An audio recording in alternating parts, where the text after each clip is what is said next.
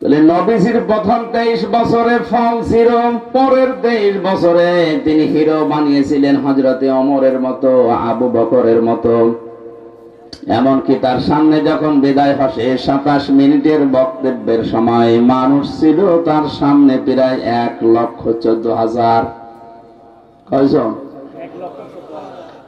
1,14,000 মানুষের সামনে শেষ ভাষণ দেওয়ার সময় নবীজি বলেছিলেন, তারাক্তু ফীকুম আমরাইন, আমি দুইটি জিনিস তোমাদের জন্য রেখে গেলাম।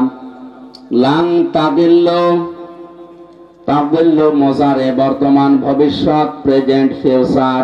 এর আগে লান এসেছে, আরবি গ্রামার অনুযায়ী কথাটার অর্থ দাঁড়ায় কখনোই তোমরা পথভ্রান্ত হবে না, পথভ্রষ্ট হবে না, লাঞ্ছিত হবে না।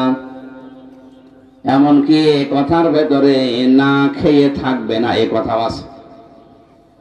তাদিল্লু শব্দের প্রায় 33টা অর্থ আমি পেয়েছি। লাঞ্ছিত হবে না, না খেয়ে থাকবে না, মায়ের খাবে না, অপমান হবে না, দুনিয়ায় মাথা উঁচু করে তোমরা বাঁচতে পারবে। সে যে দুইটা জিনিস রাখলাম, লাং তাদিল্লু মান তামাসাকতুম বিহিমা কিতাবাল্লাহ ওয়া সুন্নাতু রাসূলি। 1 নম্বরে তোমাদের জন্য আমি আল্লাহর কিতাব কোরআনে কারীম রেখে গেলাম, 2 নম্বরে আমার সুন্নাহ, আমার আদর্শ রাখলাম। জোরে বলেন সুবহানাল্লাহ। আমার মুসলমান ভাইরা, কথাগুলো খেয়াল করে শোনেন। 1,14,000 মানুষ তার সামনে, বিশ্ব নবীর ডান দিকে হযরতে আবু বকর, বাম দিকে ওমরের মতো মানুষ বসা ছিল। জাবালে রহমত, যেই পাহাড়ের উপরে তিনি দাঁড়িয়ে এই কথাগুলো বলছিলেন, আমি নিজে উঠেছিলাম ওই পাহাড়ে। বিশ্ব নবীর এই পাহাড়ের পাদদেশে 1,14,000 মানুষ দাঁড়িয়ে আছে। নবীজি কিন্তু হযরতে আবু বকরের নাম বলেননি, ওমরের নাম বলেননি। যে এই যে দুইজন আমার পাশে বসে আছে, এরা দুইজন এই জান্নাতি। এরা দুইজন কি? 10 জন মানুষকে জীবিত অবস্থায় যে জান্নাতের গ্যারান্টি দেওয়া হয়েছিল, তার ভেতরে এই দুইজনের নাম আছে না নেই? নবীজিকে বলতে পারতেন না, এই যে আবু বকরকে রাখলাম, এই যে ওমরকে রাখলাম, আমার পরে যদি এদেরকে অনুসরণ করো তোমরা জান্নাত পেয়ে যাবে, বলেছিলেন? বলেন বলেন। আমি জান্নাতের দিকে যাচ্ছি, আসো আমার সাথে, তোমাদের জান্নাতে নিয়ে যাব। এই কথা শুধু নবীজি একবার বলেছিলেন বদরের ময়দানে যাবার সময়। তিনি বলেছিলেন, আমি জান্নাতের দিকে যাচ্ছি, যার প্রশস্ততা আকাশ আর জমিনের চাইতেও বিস্তৃত। কে তোমরা জান্নাতে যাব, আসো আজ আমার সাথে। নবীজি বলেন, ওই দিন আমার সাথে যারা যোগ দিয়েছিল, যারা শহীদ হয়েছিল, পরেও যারা মারা গেছে, প্রত্যেকেই জান্নাতি। জোরে বলেন আল্লাহু আকবার। এর ভেতরে স্পেশাল ভাবে যে 10 জন মানুষের নাম আমরা হাদিসে জানি, তার ভেতরে আবু বকর আছে, ওমর আছে। কথা বলেন ঠিক কিনা? এত বড় বড় পাওয়ারফুল নবী, পাওয়ারফুল মানুষ যারা, যাদের জান্নাত দরজা ডাকতে থাকবে, হযরতে আবু বকরের জীবনীতে আছে জান্নাতের প্রতিটা দরজা তাকে পাওয়ার জন্য আকাঙ্ক্ষা পেশ করবে, আসেন আমার দিকে। হযরতে ওমরের ব্যাপারে আছে আকাশের তারকারাজি, কেউ যদি গণনা করা শুরু করে একদিন শেষ হয়ে যাবে। হযরতে ওমর সে নেকির কাজ দুনিয়ায় করেছিলেন 26 বছর বয়সে মুসলমান হওয়ার পর। যেই কয়দিনই বেঁচে ছিলেন, মাত্র এই কয়েক বছরে তিনি এত বেশি নেকির কাজে আঞ্জাম দিয়েছেন, কিয়ামত পর্যন্ত কেউ যদি ওমরের নেকি গণনা করে শেষ হবে না। মাথায় যাদের মগজ আছে চিন্তা করেন তো, যে মানুষগুলো সামনে পেছনে বসে আছে, এই মানুষগুলো কেন বেশি নাম ধরে বলতে পারলেন না কেন যে এদেরকে রেখে গেলাম, এদের মেনে নিলেই জান্নাত পেয়ে যাবে? এ কথা বলেননি এই কারণে, এই কারণ নবী ছাড়া কারো ঈমান নিরাপদ না। যে কোনো সময় মানুষকে শয়তান বেঈমান করে ফেলতে পারে। নবীজি নবীদেরকেও শয়তান ধোঁকা দিয়েছে, কিন্তু আল্লাহ নিজে স্পেশাল ভাবে তাদেরকে বাঁচিয়েছেন, তাদের কথা আলাদা। বাকি পৃথিবীর কাউকে কারো নিরাপদ না ঈমান। হযরত ওমর নিজেই বলতেন মাঝে মাঝে, এ হুযায়ফা ইবনুল ইয়ামিনকে ডাক দিয়ে, এ হুযায়ফা তুমি তো নবীজির গোপন কথাগুলো তোমার কাছে সব বলতো, তুমি একটু ইন্তেকালের আগে যে লিস্ট দিয়ে গেছে নবীজি যে মদিনায় মুনাফিক অমুক অমুক আছে, ওই লিস্টের ভেতরে দেখো তো আমার নামটা আছে কিনা। হযরতে হুযায়ফা ডাক দিয়ে বলে, খলিফাতুল মুসলিমিন, আমিরুল মুমিনিন, কি বলেন আপনি? জান্নাতের গ্যারান্টি দিয়েছে নবীজি নিজে আপনাকে, আর আপনি বলেন আপনার নাম মুনাফিকের খাতায় আমি দেখবো, এ কেমন কথা? হযরত ওমর চোখের পানি ফেলে দিয়ে বলেন, ভাই হুযায়ফা, আমি নবীজির কাছেই শুনেছি এই দুনিয়াতে কারো ঈমান নিরাপদ না মরণের আগ পর্যন্ত। আমি এখনো পর্যন্ত জানি না আমি নিরাপদে ঈমান নিয়ে মরতে পারবো কিনা। এই জন্য অন্তত দেখো মুনাফিকের যে লিস্ট আছে ওর ভেতরে আমার নামটা আছে কিনা। যদি থাকে আমি এখনো মরণের আগে তওবা করে ফিরে আসতে পারবো।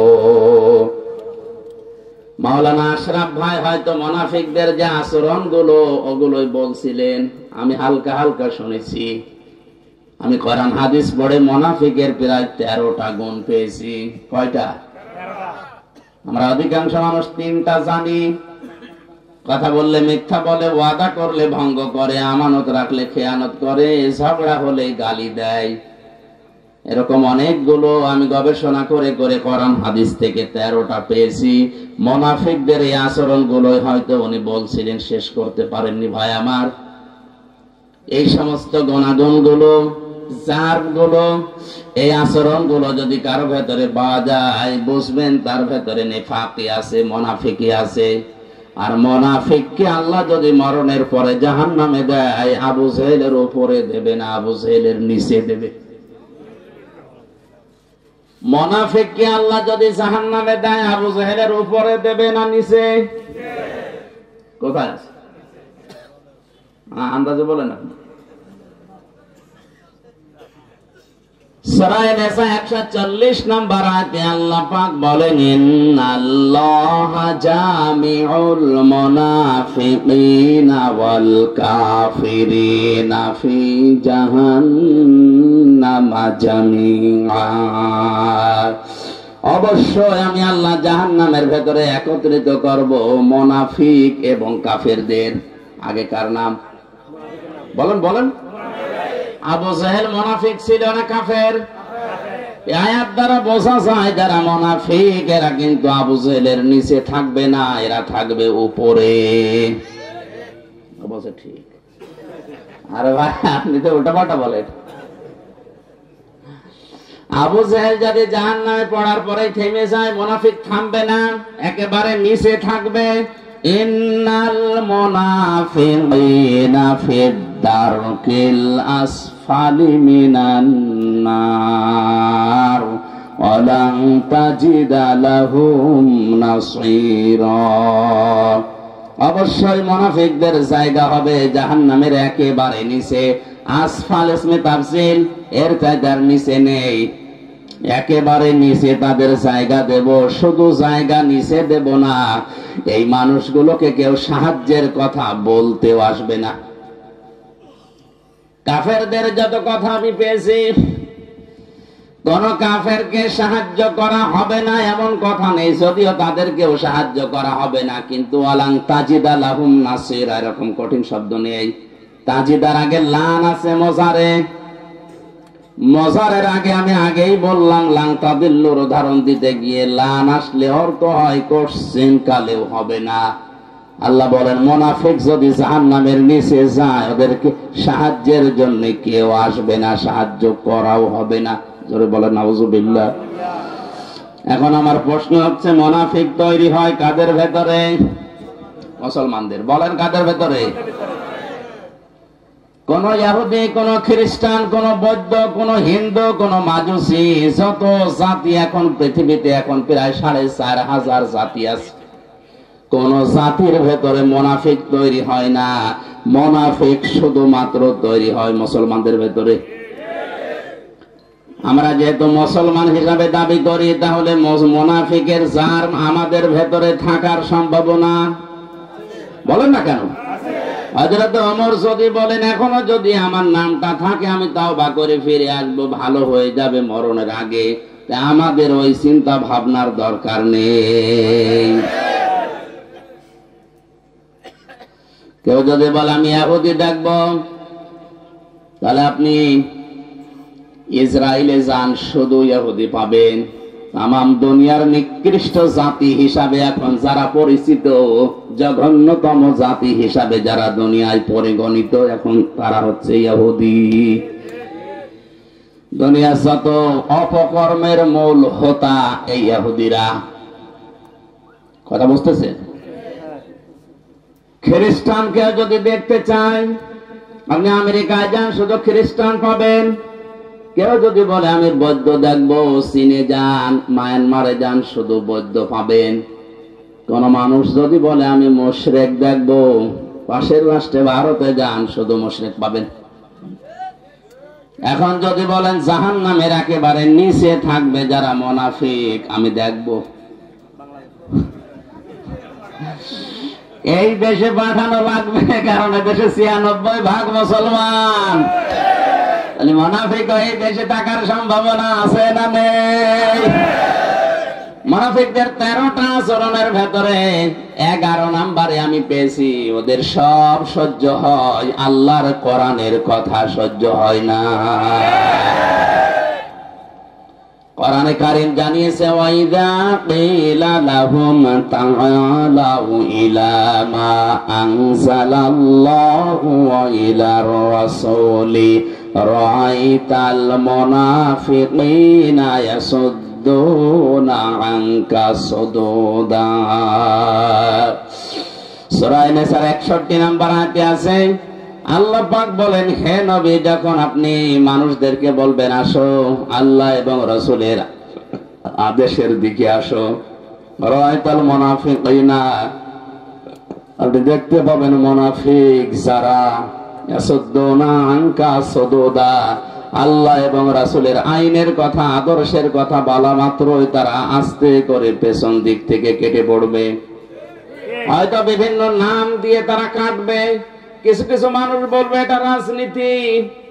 আজ দেশে বলে না, আল্লাহর আইনের কথা বলতে গেলে, রাসূলের আদর্শের কথা সঠিকভাবে তুলে ধরতে গেলেই বলে এইটা রাজনীতি, এ ওয়াজ হচ্ছে না, আস্তে করে চলে যায়। আপনি বলেন ১৫০০ বছর আগে সূরা নিসার ৬১ নম্বর আয়াতে আল্লাহ যা যা বলেছে বাংলাদেশের সাথে এখন মিলে যাচ্ছে। আমার তো মনে হয় আমি যে কথা বলছি এখন খাপের খাপ মুনতাজের আপনি যাই যাচ্ছে না, মুনাফিকে দেশে এখন আছে।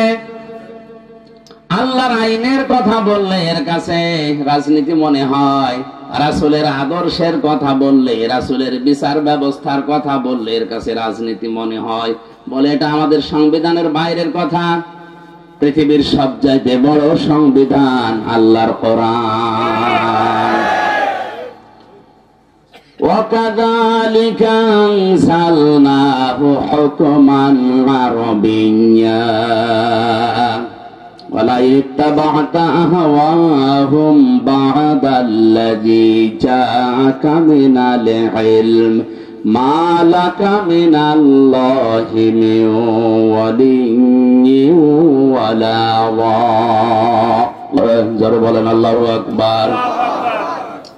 সূরা রদের ভেতরে আল্লাহ পাক জানিয়েছেন, হে নবী, এই কোরআনকে আমি আল্লাহ দুনিয়ায় সংবিধান করে নাজিল করলাম। এইটা বাদ দিয়ে কোন মানুষ যদি মন মস্তিষ্কের তৈরি করা মন মতো আইন কানুন নিয়ম নীতি বানিয়ে পরিবার সমাজ চালাতে চায়, সে কাউকে সাহায্যকারী হিসাবে পাবে না। জোরে বলেন নাউজুবিল্লাহ। এই জন্য আমাদের উচিত হচ্ছে, আমরা যেহেতু মুসলিম, আমাদের একমাত্র আদর্শ হওয়ার কথা যার নাম বলেছি উসওয়াতুন হাসানা, দুনিয়ায় কেউ না, মুহাম্মাদুর রাসূলুল্লাহ। আজকের পোস্টারের প্রথমে আপনারা লিখে দিয়েছেন তোমাদের জন্য রাসূল সাল্লাল্লাহু আলাইহি ওয়াসাল্লামের জীবনে মহত্তম বা সর্বোত্তম আদর্শ লুকিয়ে আছে আল কোরআন। এটা সূরা আহজাবের 21 নম্বর আয়াতের প্রথম অংশে আছে। আমার প্রশ্ন, পরবর্তী শব্দগুলো লিখতে পারতেন। আল্লাহর নবীকে আদর্শ হিসাবে পাবে যাদের ভেতরে 3টা গুণ আছে। কয়টা? আয়াতের পরবর্তীতে আল্লাহ সিরিয়াল করে দিয়েছেন, লিমান কানা ইয়ারজুল্লাহা ওয়াল ইয়াউমাল আখিরা ওয়া যাকারাল্লাহা কাসীরা। এক নম্বরে যে মানুষগুলো লিমান কানা ইয়ারজুল্লাহ, আল্লাহ রাব্বুল আলামিনের দিকে যারা ফিরে আসে, রাজা ইয়ারজু মানে ফিরে আসা। 2 নম্বরে যে মানুষগুলো দুনিয়াতে ওয়াল ইয়াউমাল আখিরা, কিয়ামতে জবাব দেওয়া লাগবে এই বিশ্বাস করে। 3 নম্বরে যাকারাল্লাহা কাসীরা, যাদের জীবনে সবচাইতে বেশি আল্লাহর আলোচনা হয়। কার? বলেন বলেন।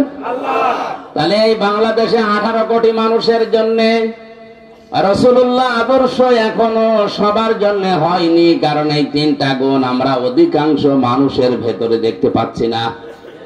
কথা বলা না। আমি শর্ত দিলাম মাওলানা হাফিজকে, আপনি যদি কুষ্টিয়ায় যান আপনার সাথে আমি যাব। শর্ত দিয়েছিলেন আপনি যদি যান। এখন উনি যদি সকালে না যায়, আমার যাওয়া দরকার আছে। আল্লাহ তাআলা বলেন, উত্তম আদর্শ সর্বোত্তম বিশ্বাস যদি কোন মানুষের ভেতরে একবার জন্ম হয়ে যায়, ওর জীবন থেমে যাবে। এর তাফসীর করতে গিয়ে আমি জেলখানার ভেতরে থাকাকালীন ফি জিলালিল কোরআনে পড়েছিলাম। আছেন আপনারা ময়দানে? খলিফাতুল মুসলিমিন হযরত ওমর তার সন্তান আব্দুল্লাহকে ভর্তি করলেন মাদ্রাসায়। ওই সময় হযরতে আলী ছিলেন প্রধান বিচারপতি, তার সন্তান হোসাইন ওই একই মাদ্রাসায় ভর্তি হয়েছে। বারবার কলম ফেলে দিচ্ছে। আব্দুল্লাহকে বলে কলম তুলে দাও। তিনি 1 বার 2 বার 3 বার তুলে দিলেন। প্রেসিডেন্টের ছেলে স্বাভাবিকভাবে রাগ হয়ে গেছে। ডাক দিয়ে বলে, হোসাইন, ইচ্ছা করে কলম ফেলে দাও, আমারে তুলতে বলো, আমি কি তোমার চাকর খাদেম? হযরতে হোসাইনও রাগ করে বলে ফেলেছে, আব্দুল্লাহ তুমি শুধু খাদেম না, খাদেমের বাচ্চা খাদেম। মেম্বারের ছেলেকে এরকম গালি দিলে তারও মেজাজ খারাপ হয়, আর তিনি দেশের প্রেসিডেন্টের ছেলে।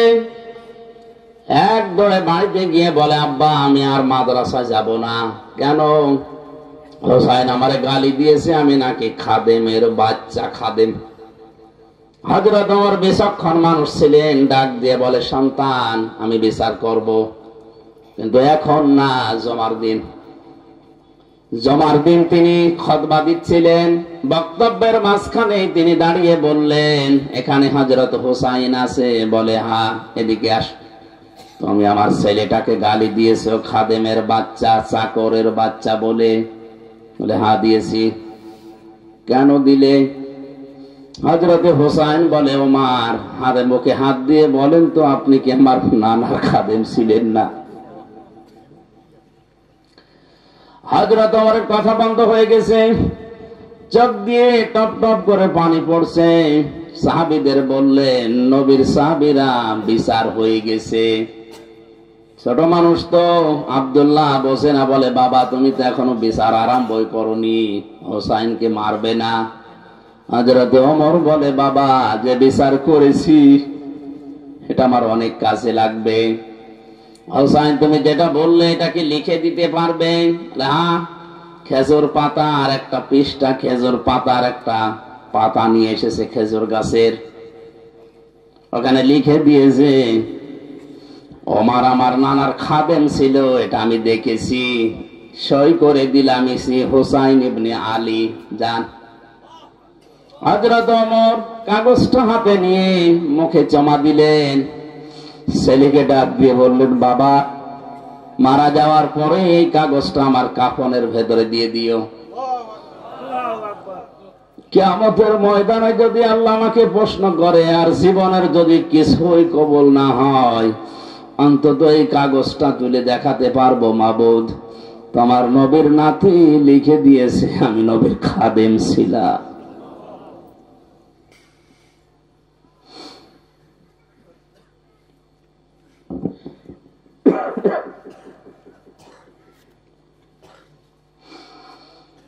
এই ওসিলাই হলো তুমি আমাকে আজকে মাফ করে দাও। এই ধরনের মানুষেরা কিয়ামতের যে বিশ্বাস, যে ভয় তাদের ছিল, এরপরও একটা দুর্বল হাদিস বলছি শিক্ষার জন্য। হযরত ওমরেরও আল্লাহর দরবারে নিজের জীবনের মাত্র কয়েক বছরের হিসাব দিতে লিখেছিল, প্রায় 12 বছর। ইন্তেকালের পরে প্রায় 12 বছর পার হয়ে গেল। হযরতে আব্দুল্লাহ একবার স্বপ্ন দেখলেন, হযরত ওমর সুন্দর পোশাক পরে নদী থেকে আসতেছে গোসল করে। ডাক দিয়ে বলে, বাবা কোথায় ছিলেন, কতদিন আপনাকে দেখি নাই। হযরতে ওমর বলে, বাবা আজকে 12 বছর আমি দুনিয়ার জীবন ছেড়েছি, মহান আল্লাহ আমার জীবনের হিসাব নিচ্ছিলেন।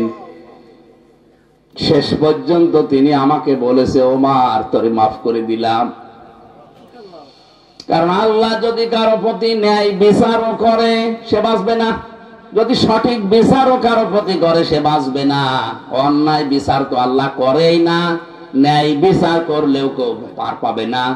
আল্লাহ যদি কাউকে বাঁচাতে চাই বলবে শেষে যে তোরে মাফ করে দিলাম। আল্লাহ যদি অবিচার করে এ কথা বিশ্বাস করবেন না, আল্লাহ অবিচার করেন না। আল্লাহ যদি কারো উপর ন্যায় বিচার করেন সে বাঁচবে না, সে ধরা খাবে। কথা বুঝতেছেন? আল্লাহ অবিচার, কথা বলে না কেন? আল্লাহ অবিচার, ন্যায় বিচার করলে বাঁচার কোন উপায়? আল্লাহর কাছ থেকে যদি কেউ বাঁচতে চায় একটা মাধ্যম আছে, যে আল্লাহ আমারে মাফ করে দাও। হযরত ওমর বলেন, আমারে শেষ পর্যন্ত আল্লাহ ডাক দিয়ে বলেন, ওমর তোরে মাফ করে দিলাম। ফেরেশতা আমারে নিয়ে গোসল করিয়ে জান্নাতের নহর থেকে এই যে সাদা পোশাক জান্নাতের, এটা পরিয়ে আমাকে বলছে, যান আপনি জান্নাতে যান। ও কক্সবাজারবাসী, হযরত ওমরের যে জীবনী শুনলেন, আকাশের তারকার চাইতে যার নেকির কাজ জীবনে বেশি ছিল। কোন রাস্তা দিয়ে গেলে শয়তান পর্যন্ত 40 দিন ওই রাস্তায় যেতে ভয় পেত। এত বড় পাওয়ারফুল মানুষ নবীজি বলেন, একবার আমার স্ত্রীরা আমার কাছে এইটা দেন ঝগড়া করছিল। হযরতে আবু বকর আসলেন, স্ত্রীদের ঝগড়া থামে না। হযরতে ওসমান আলী এসেছে, তাদের ঝগড়া থামে না। হযরতে ওমর কিছুক্ষণ পরে বাইরে থেকে সালাম দিয়েছে, আসসালামু আলাইকা ইয়া রাসূলুল্লাহ। স্ত্রীরা বলছে, আপনি থাকেন, আমরা গেলাম। কারণ এখন যে লোকটা এসেছে এর মুখের আগে হাত চলে। হযরতে ওমরকে দেখে ওই দিন নবীজি বলেছিলেন, ওমর তুমি যে রাস্তা দিয়ে চলো ও রাস্তায় শয়তান পর্যন্ত চলে না। এই ধরনের মানুষ যদি কিয়ামত নিয়ে এই টেনশনে থাকে, আমাদের কি হয়েছে বলেন? নবীজিকে আদর্শ পাওয়ার জন্য কিয়ামতে জবাবদিহি করা লাগবে, এই টেন্ডেন্সি, এই বিশ্বাস আমাদের জন্ম দেওয়া লাগবে। এটা নেই এই জন্য আজ দুর্নীতি হয়, এইটা নেই এই জন্য আজ বেগম পাড়া তৈরি হয়, এইটা নেই এই জন্য আজ আমাদের অধিকারগুলো আমরা আদায় করতে পারি না। এটা যদি কোন মানুষ 100 ভাগ বিশ্বাস করে যে আমার জবাব দেওয়া কিন্তু লাগবে, 2 দিন আগে 2 দিন পরে ওর জীবন এমনিতেই পাল্টিয়ে যাবে। মক্কার ওই মানুষগুলো তাদেরকে জোতা মেরে লাঠি মেরে মানুষকে হেদায়েত করেনি। নবীজি এই কিয়ামতে জবাব দেওয়া লাগবে এই কথাগুলো যখন তুলে ধরেছেন, ওই মানুষ যাদের বিবেক ছিল, বুদ্ধি ছিল, যাদের কপালে হেদায়েত ছিল, তারা এমনিতেই এই কথাগুলোর উপরে ঈমান এনে পাল্টিয়ে গেছে। আমি রাসূলুল্লাহকে আদর্শ পাওয়ার জন্য 3 নম্বরে বলেছিলাম, ওয়া যাকারাল্লাহা কাসীরা। যাদের জীবনে সব চাইতে বেশি জিকির থাকবে, আলোচনা থাকবে আল্লাহর। আল্লাহ কাসীর দিয়েছেন, কলিলানে দেননি, আবার কাসীরুন দেননি, কাসীর আছে। সব চাইতে বেশি তাদের মুখে, তাদের পরিবারে, সমাজে, রাষ্ট্রে, তাদের সব জায়গায় নাম থাকবে, আলোচনা থাকবে কার? কালিমাতুল্লাহি হিয়াল উলিয়া, আল্লাহর কালিমা তাদের উপরে থাকবে। আমার মনে হয় সংসদ ভবন থেকে শুরু করে আমাদের এই ইউনিয়ন পরিষদের অফিস পর্যন্ত সব জায়গায় আল্লাহু আকবার বড় করে লিখে রাখা দরকার। দেখলে আল্লাহর নাম মনে হয়, কিন্তু এগুলো না দিয়ে এমন এমন জিনিস আমরা টাঙিয়ে রাখি, আল্লাহর নাম তো দূরের কথা, কার নাম মনে হয় আল্লাহ জানে।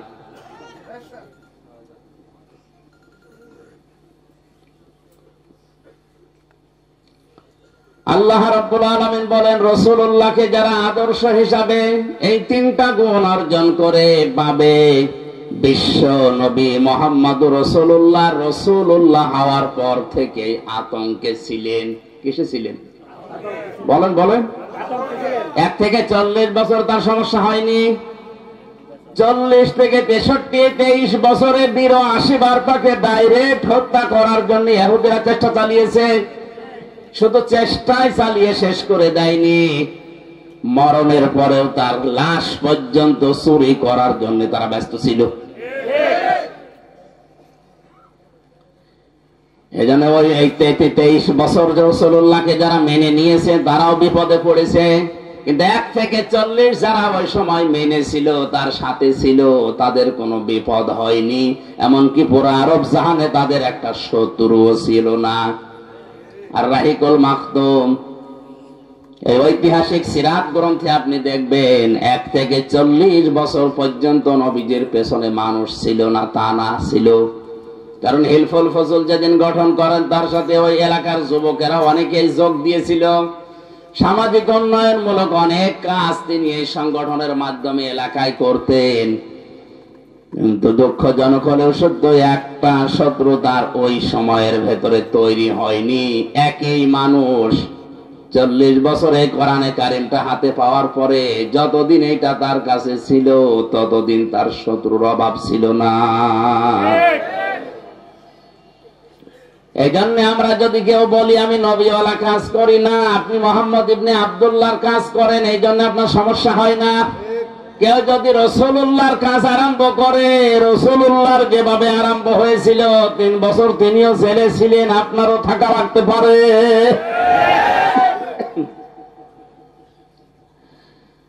আমাদের উচিত হবে যে আয়াতটা আপনারা লিখে দিয়েছেন, এটা আমাদের বাস্তব জীবনে যদি আমরা সেট করতে চাই, ওই 3টা শর্ত আমাদের মানা লাগবে। এই শর্তগুলো আমার না আল্লাহর? আরো জোরে বলেন কার? আল্লাহ আমাদের মেনে নেওয়ার তৌফিক দিন, জোরে বলেন আমিন। আমার আলোচনার বিষয় বলেছিলেন কোন পাপে কোন গজব। জবান খুলে কোরআনের এই সোনালী আয়াত সূরা রুম 41 নম্বর আয়াতটা পড়েছি, পড়েন। আউযু বিল্লাহি মিনাশ শাইতানির রাজীম, বিসমিল্লাহির রহমানির রহিম।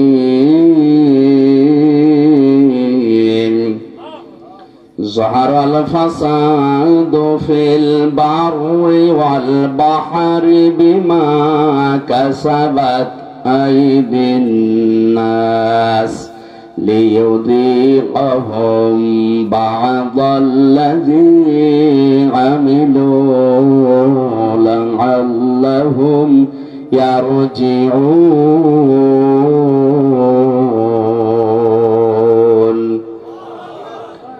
আল্লাহ রাব্বুল আলামিন বলেন, জলস্থলে যে বিপর্যয়, যে অশান্তি গুলো, যে গজব গুলো দেখতে পাও, এগুলো আমি একটাও দিতে চাই না। এগুলো সব তোমাদের হাতের পাপ কামাই করা ফসল। আমি কেন এগুলো দেই মাঝে মাঝে জানো?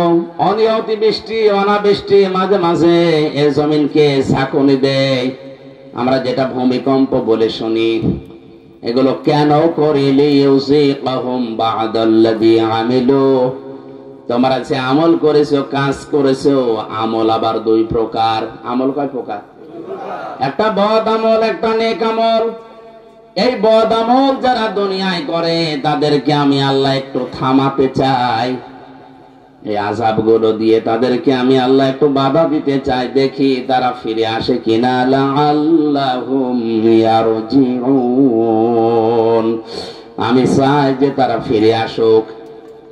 কপাল পোড়া মানুষ আমরা, মাঝে মাঝে এগুলো আমাদের সামনে আসতেছে, এগুলো দেখার পরও আমরা ফিরে আসা দূরের কথা, আমাদের বিদ্যা আরো বাড়ে।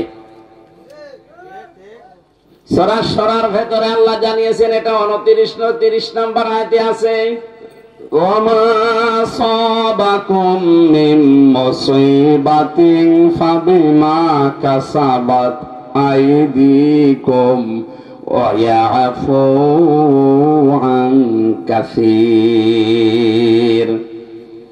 তোমরা যত অন্যায় করো, পাপ করো, সব পাপের শাস্তি যদি আমি আল্লাহ দেই, শ্বাস ফেলার সময় তোমরা পেতে না। আমি আল্লাহ অধিকাংশ গুলোই মাফ করে দেই, কিছু পাপের শাস্তি দুনিয়ায় পাঠাই যেন তোমরা আমি আল্লাহর দিকে ফিরে আসতে পারো। বাংলার মুসলমানেরা আজকে আমি কয়েকটা পয়েন্টের উপরে সাজিয়েছি। আমি দেখতে চাই এই পাপগুলো যদি বাংলাদেশে হয়, ওগুলোর জন্য আপনি যতই দোয়া দরুদ পড়েন, তাবিজ কবজ গলায় দেন, থামাতে পারবেন না। আল্লাহর শাস্তি ওটা ছেড়ে দেওয়া লাগবে।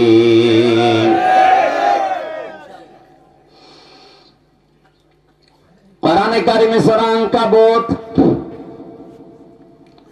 আয়াত নাম্বার 40-41, ফাকুল্লান আখাযনা বিযামবিহি ফামিনহুম মান আরসালনা আলাইহি হাসিবা ওয়া মিনহুম মান আখাযাতুহু as-সাইহাতু ওয়া মিনহুম মান খাসাফনা বিহিল আরদা ওয়া মিনহুম মান আগরাকনা وما كان الله ليظلمهم ولكن كانوا أنفسهم يظلمون سبحان الله والحمد لله لا إله إلا الله سبحان الله والحمد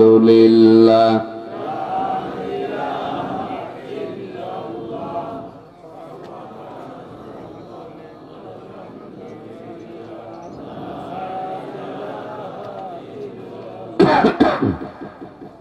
কি বলো, জিকির জোরে করেন। সুবহানাল্লাহ আলহামদুলিল্লাহ লা ইলাহা ইল্লাল্লাহ লা ইলাহা ইল্লাল্লাহ মুহাম্মাদুর রাসূলুল্লাহ। আয়াত বুঝতে কষ্ট হচ্ছে? আল্লাহ রাব্বুল আলামিন বলেন, যুগে যুগে বহু মানুষকে আমি তাদের পাপের জন্য পাকড়াও করেছিলাম। কাউকে আমি ঝঞ্ঝা নামক বৃষ্টি দিয়ে, পাথরের বৃষ্টি দিয়ে, কাউকে ডুবিয়ে, কাউকে পানি দিয়ে, জলোচ্ছ্বাস দিয়ে দুনিয়া থেকে আমি তাদেরকে বিদায় করে দিয়েছি। কাউকে জমিনের ভেতরে গেড়ে দিয়েছি। আমি কারো উপরে আল্লাহ জুলুম করি না, মানুষ নিজেরাই নিজেদের উপরে জুলুম করে। কথা বলেন ঠিক কিনা? আমি প্রথম বলেছিলাম আল্লাহর বিচার ব্যবস্থা 3 প্রকার। 1 নম্বরে আল্লাহ জুলুম করে না, এই কথা বলে না কেন? 2 নম্বরে আল্লাহ ন্যায় বিচার করলে কেউ বাঁচবে না। 3 নম্বরে কেউ বাঁচতে চাইলে আল্লাহ রাখবে, এজন্য আল্লাহ বিচার করেন না। 2 নম্বরে আমার আল্লাহ ন্যায় বিচার করলে কেউ বাঁচতে পারবে না। 3 নম্বরে কেউ বাঁচতে চাইলে আল্লাহর ক্ষমা পাওয়া লাগবে। যে সমস্ত পাপের জন্য আল্লাহ তাদেরকে ধরেছিলেন, দেখি ওই পাপগুলো এখন বাংলাদেশে আছে কিনা। আল্লাহ রাব্বুল আলামিন বলেন, وإلى مدين أخاهم شعيبا قال يا قوم اعبدوا الله ما لكم من إله غيره قد جاءتكم بينة من ربكم فأوفوا الكيل والميزان ولا تبخسوا الناس أشياءهم ولا تفسدوا في الأرض بعد إصلاحها ذلكم خير لكم إن كنتم মুমিনিন। আল্লাহু আকবার। আমি শুআয়বকে পাঠিয়েছিলাম মাদিয়ান শহরে তার ভাইদের কাছে। এ কোরআনে অনেকগুলো নবীর দাওয়াতি সিস্টেম দেওয়া আছে, তারা দাওয়াত দিত এই কায়দায় এই পদ্ধতিতে। এখানে শুআয়ব আলাইহিস সালামের নাম দিয়ে আল্লাহ কিছু শিক্ষা দিতে চেয়েছেন। একটু ভালো করে শুনেন। হযরত শুআয়ব আলাইহিস সালামকে মাদায়েন শহরে তার ভাইদের কাছে আল্লাহ পাঠিয়ে বললেন, তুমি দাওয়াত দাও, হে আমার জাতির লোকেরা, আল্লাহ বাদে কোনো মাবুদ নেই, ইলাহ নেই, ইবাদত পাওয়ার যোগ্যতা কারো নেই। আমরা যারা সত্যি নবীদের উত্তরসূরি দাবি করছি, আল্লাহর কসম আমরাও কিন্তু এই কথাই আপনার কাছে বলছি। আল্লাহ ছাড়া ইবাদত পাওয়ার যোগ্যতা কারো। এই জন্য সহজ ভাবে বলি লা ইলাহা ইল্লাল্লাহ, আল্লাহ বাদে ইবাদত পাওয়ার যোগ্যতা, উপাস্য হওয়ার যোগ্যতা দুনিয়ায় আর কারণে।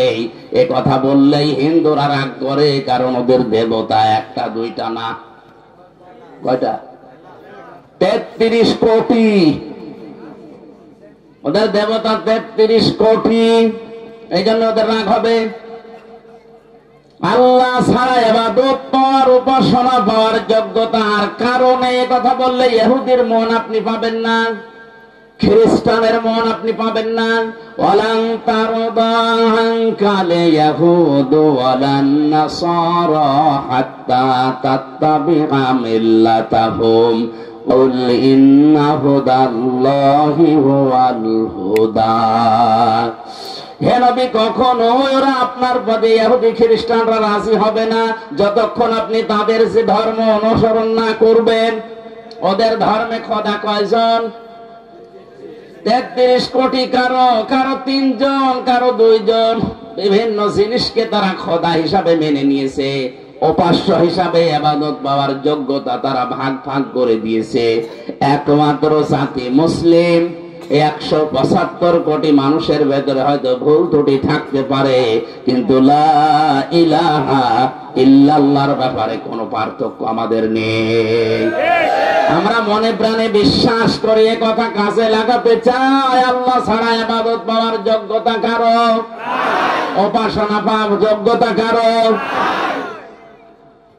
কারণ নবীদের দাওয়াত এইটাই ছিল, ইয়া কওমি ইবুদুল্লাহ মা লাকুম মিন ইলাহিন গায়রু, আল্লাহর ইবাদত করো কারণ তিনি ছাড়া কোনো ইলাহ নেই। এরপরে হযরতে শুআয়ব আলাইহিস সালাম তার জাতির লোকের কাছে যে মেসেজটা দিয়েছেন, নবীদের দাওয়াতি পদ্ধতি আপনাকে আমি বলছি। ক্বাদ জাআতকুম বাইয়িনাতুম মির রাব্বিকুম, অবশ্যই তোমাদের রবের পক্ষ থেকে তোমাদের কাছে স্পষ্ট দলিল, প্রমাণ, নিয়ম নীতি, আইন কানুন এসেছে। সে আইনের ভেতরে 2টা কথা এখানে আল্লাহ পাক দিয়েছেন, ফাউফুল কাইলা ওয়াল মিজানা ওয়ালা তাবখাসুন নাসা আশিয়াআহুম। 1 নম্বরে তোমরা ওজনে কম বেশি করবে না। কিসে? সবাই বলেন। এই ওজন বলতে শুধু দাড়ি পাল্লার ওজন। এখন তো অনেকে দাড়ি পাল্লায় তুলে দেওয়ার চিন্তা আছে। হাইকোর্টের সামনে বিশাল একটা দাড়ি পাল্লা টাঙানো আছে, 2 দিকের মাপই সমান।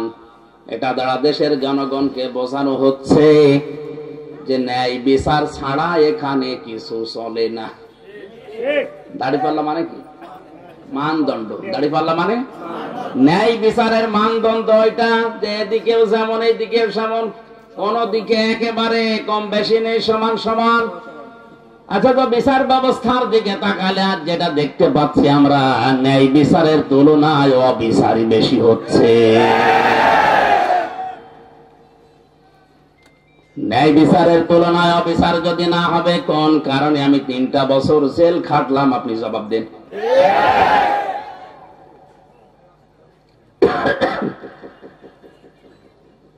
হযরতে শুআয়ব ডাক দিয়ে বলেছিলেন, আমার জাতির লোকেরা তোমরা এই পাপটা ছেড়ে দাও, ওজনে কম বেশি করবা না। কারণ এই পৃথিবীতে আল্লাহ যত মানুষকে লানত দিয়েছেন, বরদুয়া দিয়েছেন, তার পয়লা নম্বরে তারা। ওয়াইলুল লিল মুতাফফিফিনা আল্লাযীনা ইযা তালু আলান নাসি ইস্তাওফুন ওয়া ইযা কালুহুম আও ওয়াসানুহুম ইখসিরুন। ধ্বংস হয়ে যাক, বরবাদ হয়ে যাক, আমি আল্লাহর লানত ওই মানুষগুলোর উপরে যারা ওজনে কম বেশি করে। কিসে? বলেন বলেন। এই ওজন বলতে যারা দোকানদার তারা না, এই যে এইটাও এইটাও, এই যে মঞ্চটা, এই যে মেম্বারটা, এটা হক কথা বলার জায়গা। এখানে বসে যারা সঠিক কথাগুলো বলতে চায় না, তারাও কম বেশি করছে। প্রাইমারি স্কুল থেকে বিশ্ববিদ্যালয় পর্যন্ত যারা শিক্ষকতা করছেন, এটা যেহেতু রেকর্ড হচ্ছে, কালকেই তামাম দুনিয়ায় ছড়াবে। আমার বিশ্ববিদ্যালয় স্যাররা অনেকে মন খারাপ করে, আমি জানি। আল্লাহর কসম, শিক্ষক যারা আমার মাথার তাজ, আপনাদেরকে আমি ভালোবাসি। আমি কোরআন আপনাদের কাছেই পড়েছি, যতটুকু আমি বুঝেছি, আপনারা ওইভাবে বোঝেন না কেন? প্রাইমারি থেকে বিশ্ববিদ্যালয় স্যার পর্যন্ত যে যতটুকু পেয়েছে, ওজনে কম বেশি করা মানে নেওয়ার সময় বেশি নেয়, দেওয়ার সময়। এদের প্রতি লানত কার? এই কথা বলা লাগবে, লানত কার? বিশ্ববিদ্যালয় স্যার হওয়ার জন্য কত জ্ঞান লাগে, এটা আমি নিজে অনার্স মাস্টার্স করতে গিয়ে দেখেছি। একজন ডক্টর 45 থেকে 50 মিনিটের একটা ক্লাস নেয়, কমপক্ষে 40-50টা বইয়ের রেফারেন্স তার দেওয়া লাগে। কারণ সামনে যারা বসে আছে ওরা গরু ছাগল না, সব মেধাবী। বিশ্ববিদ্যালয়ে গরু ছাগল চান্স পায়? বাংলাদেশের মেধা যাদের বেশি তারাই ওখানে যায়, আর তাদের সামনে বসে 40-45 মিনিট আপনি বক্তব্য দেবেন। সলিমদ্দি কলিমদ্দির মতো না, কোন কনসার্ট না, এক টান দিয়ে দিলাম, একটা দুলিয়ে দিলাম, হয়ে গেল না। অন্তত বিশ্ববিদ্যালয়ে যারা ক্লাসের মতো ক্লাস নেয়, তাদের 40-50টা বইয়ের রেফারেন্স দেওয়া লাগে। কারণ আমরা জানি ভার্সিটিতে কোনো বই ওইভাবে নেই।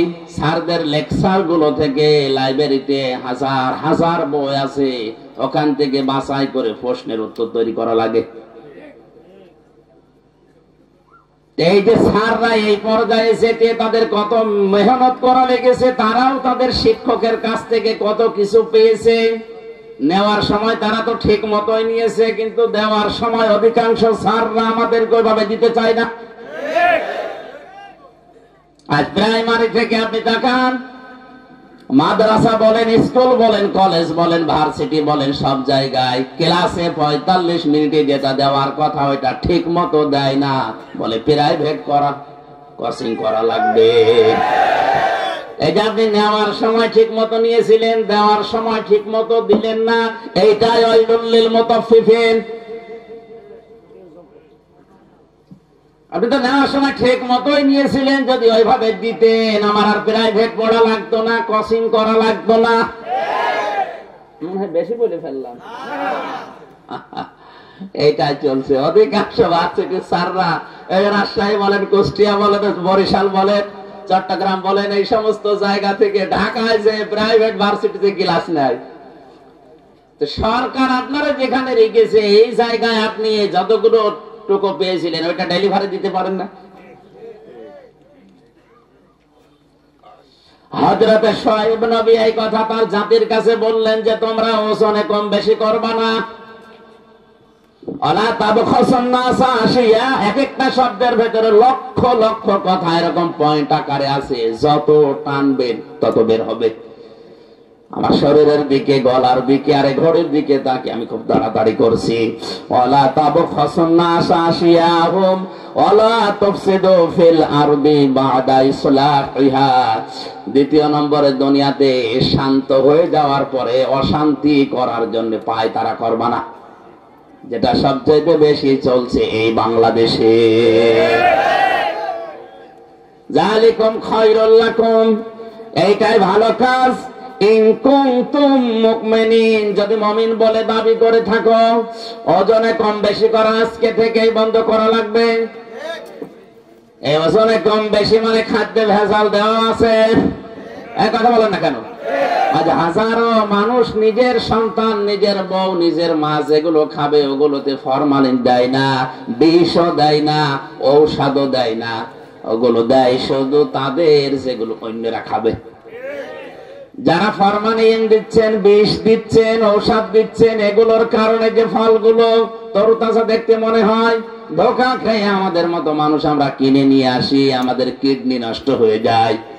এক কথা বলে, এগুলো যারা করছেন ওই ব্যবসায়ীরা, আপনার দ্বারা আমার কিডনি, আমার হার্ট, আমার মস্তিষ্ক নষ্ট হয়ে যাচ্ছে। আপনি মানুষ হত্যা করার গুনাহ কামাই করছেন। আপনার উপরে আল্লাহর লানত, আল্লাহর বরদোয়া। ও বাংলার মুসলমানেরা, আল্লাহ যদি কাউকে বরদোয়া দেয়, বলেন ওরে কে আর বাঁচাবে? মানে এই মুহূর্ত থেকে ওজনে কম বেশি করা, খাদ্যে ভেজাল দেওয়া বন্ধ করা লাগবে। দুনিয়া বেশ শান্ত হয়ে যাওয়ার পরে অশান্তি তৈরি করার জন্য পায় তারা করবেন না, যদি মুমিন বলে দাবি করেন। এরপরে আরো দুইটা কথা তিনি বলেছিলেন, নাকি শেষ করে দেব?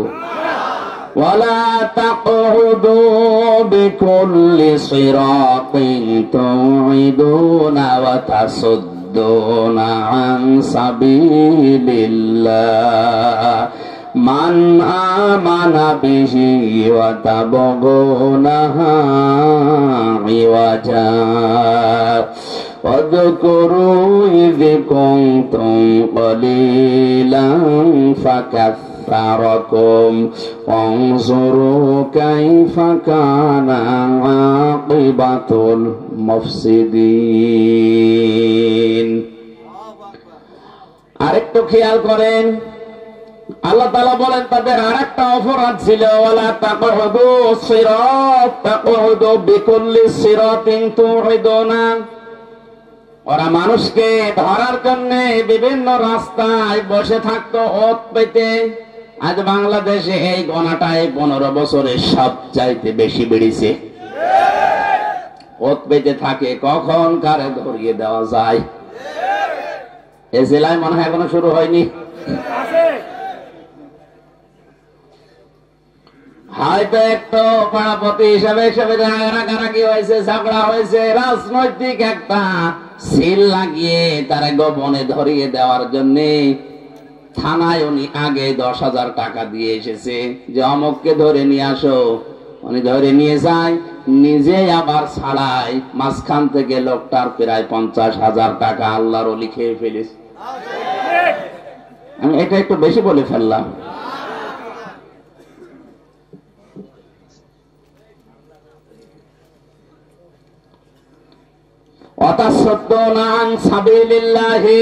দুই নম্বরে তারা গুনাহ করত। 4 নম্বরে তাদের অপরাধ ছিল এইটা, ওরা আল্লাহর রাস্তা থেকে মানুষকে সরিয়ে দেওয়ার জন্য বিভিন্ন কায়দা কৌশল কাজ কারবার করত। এত কাজে মানুষ যাচ্ছে, কোনো অসুবিধা নেই, আল্লাহর দিকে, আল্লাহর পথের দিকে মানুষ আসলেই বাধা। এই গুনাহগুলোর জন্য আল্লাহ রাব্বুল আলামিন হযরতে শুআয়ব আলাইহিস সালামের জাতির উপরে যে গজব নাযিল করেছিলেন। এখনো যদি কোন মানুষ এই কাজ কারবার গুলো বন্ধ না করে, জমিনে ওজনে কম বেশি করা, খাদ্যে ভেজাল দেওয়া, দুনিয়া শান্ত হয়ে যাওয়ার পরে অশান্তি করার জন্য পায় তারা করে বেড়ানো, মানুষকে বিপদে ফেলার জন্য মোড়ে মোড়ে বসে থাকা, এ থোকায় থোকায় শব্দটা আছে। অলা তাকুদু বিকুল্লি সিরাতিন তুইদুনা ওয়া তাসুদ্দুনা আন সাবিলিল্লাহ।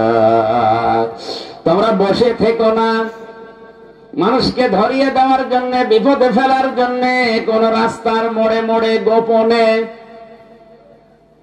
কিচ্ছু জানে না, ঘরে ঘুমিয়ে আছে, চোখ খুলে দেখছে জেলখানায়। কি গো, তুই গাছ কেটেছিস,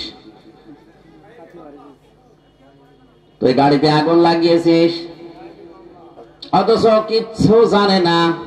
দু একদিন ঠিক ওইভাবে কেটে যাচ্ছে, চোখ খুলে আবার দেখছে বাড়িতে। কি গো, খোঁজ নিয়ে দেখা গেল বাড়ি থেকে প্রায় 2 লাখ টাকা চলে গেছে। এইটা যদি কেউ বন্ধ না করে, আমার আল্লাহ তাদের উপরে মাঝে মাঝে ভূমিকম্প দেয়। রানা প্লাজা এমনি ধসে পড়েনি। অনেকে বলেছিল যে মনে হয় অনেকে ধাক্কা দিয়ে ফেলে দিয়েছে। আরে ভাই, ধাক্কা দিয়ে বিল্ডিং ফেলে দেওয়া, আপনি ফেলে তো দেখি। 357টা বিল্ডিং এ ফাটল ধরেছে এবছরে। সারা বাংলাদেশের জরিপ, 357টার উপরে বিল্ডিং এ অলরেডি ফাটল ধরে গেছে। পানির স্তর গুলো, এই লেয়ার গুলো নেমে যাচ্ছে। قل أرأيتم إن أصبح ماؤكم غورا فمن يأتيكم بماء معين। হে নবী, আপনি ওদেরকে বলেন তো, আমি যদি পানির লেয়ার নিচে নামিয়ে দেই, দুনিয়ায় কে আছে তোদেরকে পানি দেবে? কে বলছে? এই জন্য আমাদের উচিত হচ্ছে এই অপরাধগুলো যারা করছি বন্ধ করি, নয়তো যতই দোয়া দরুদ পড়েন, তাবিজ কবজ লাগান, কাবার ইমাম এনে দোয়া করালো, ভূমিকম্প বন্ধ করতে পারবেন না। কারণ 1000 বছর আগে কোরআনে আল্লাহ এই কথাগুলো জানিয়েই দিয়েছেন। আযাব গজব গুলো আসে এমনিতেই না। কক্সবাজারে তো আমার